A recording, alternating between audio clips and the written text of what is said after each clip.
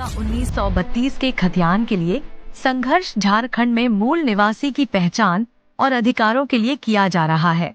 JLKM का मानना है कि 1932 का खतियान झारखंड के असली निवासियों का प्रमाण है और इसे आधार बनाकर स्थानीय लोगों को विभिन्न सरकारी सुविधाओं और अधिकारों का लाभ मिलना चाहिए।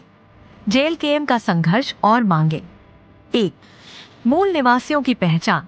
जेएलकेएम यह मांग करता है कि 1932 के खतियान में जिन लोगों के पूर्वजों का नाम दर्ज है उन्हें झारखंड का मूल निवासी माना जाए।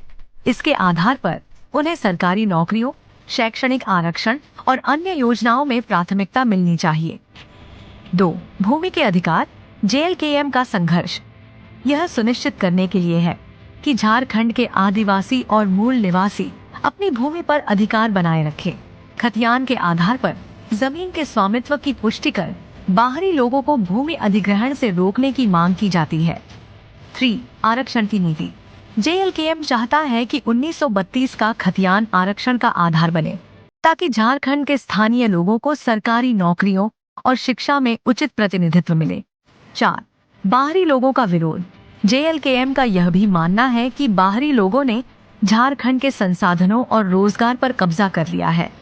वे चाहते हैं कि 1932 के खतियान के आधार पर बाहरी और स्थानीय लोगों की पहचान हो और राज्य की नौकरियों में सिर्फ मूल निवासियों को मौका मिले। संघर्ष के तरीके। धरना और प्रदर्शन।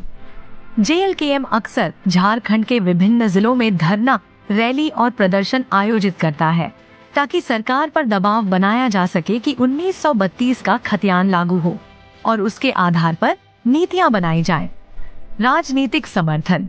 जेएलकेएम ने कई राजनीतिक दलों से भी समर्थन लिया है जो उनके इस संघर्ष में साथ देते हैं और इस मुद्दे को चुनावी मंच पर उठाते हैं। निष्कर्ष। जेएलकेएम का 1932 के खतियान के लिए संघर्ष झारखंड के लोगों के अधिकार, पहचान और भूमि को बचाने का एक प्रयास है। उनका मानना है कि इस दस्तावेज के आधार पर ही झारखंड के असली निवासियों को उनके हक मिल सकते हैं।